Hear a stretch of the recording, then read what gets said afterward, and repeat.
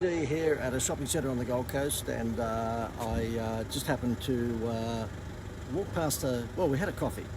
Gail and I had a coffee, and I've got to show you something. Gail, can I get you to show me something? Okay, this is what happened at a coffee shop that we just went into today. They've got almost as if there was a murder in the coffee shop. This is a photo I took. Danger, do not enter. Can you just take that back to where it was in the beginning? No, just take it right back. Right there. Okay, I'm sorry, I've got a dyslexic wife, but anyway. So therefore, I wanted the full photograph, but she's showing you the close-up. So what it is that the coffee shop has gone out of its way to tell you not to come anywhere near its coffee shop.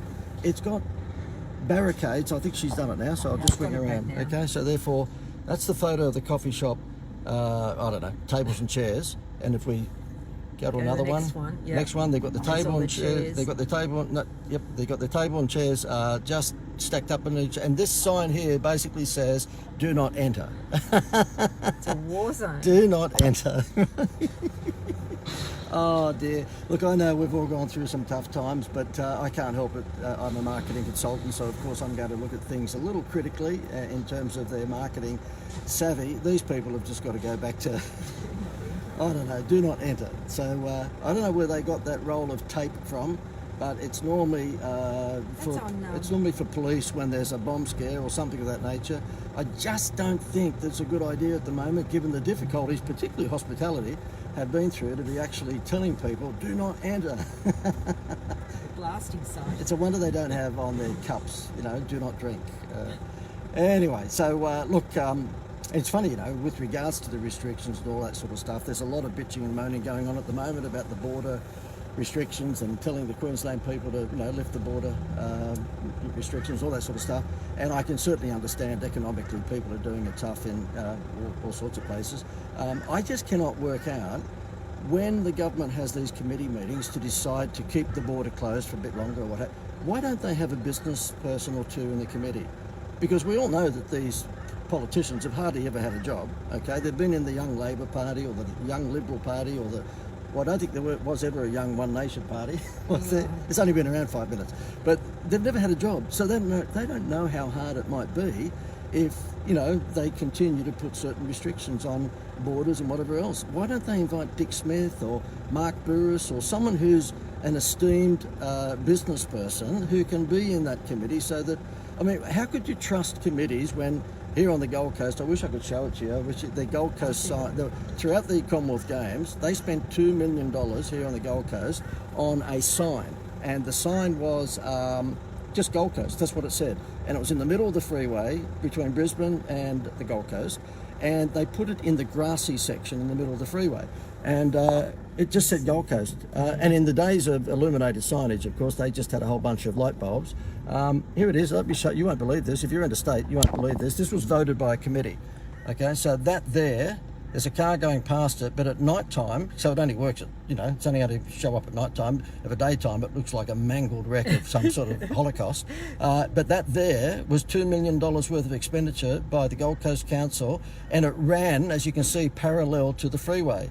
It never even, they said in the paper when they were bashed up for it, oh, well, look, we're trying to do what Las Vegas did. No, Las Vegas's sign actually you can read when you're driving along. This one, you had to be in outer space, or you had to be in a farm property that was opposite both sides of the freeway.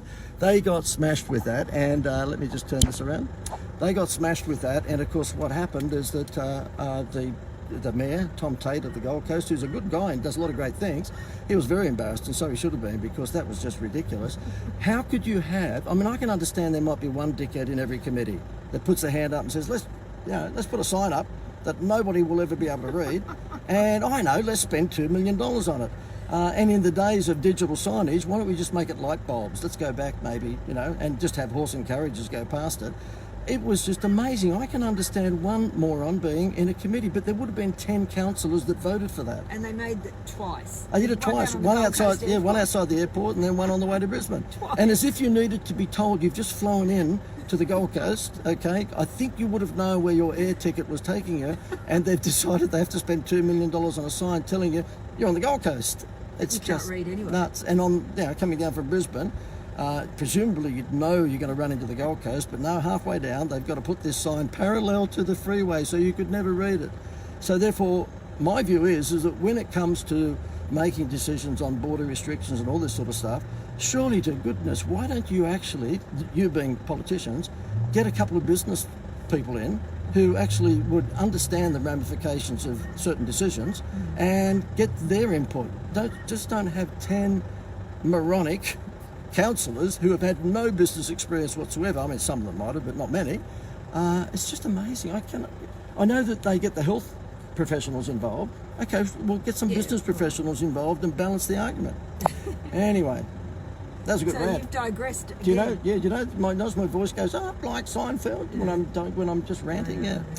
By the way, if you are a business owner and you are looking for something to really, really, really stimulate your, I don't know, reboot, your comeback, and you want to hit the ground running, then click the link above me or below me here. You'll see this incredible free holiday promotion that we have at the moment. I won't rant on too much about it, but we got smashed this week. We only just relaunched it this week with Australian destinations, and it has gone nuts. Thankfully, it allows us to put food on the table, but it has gone absolutely crazy.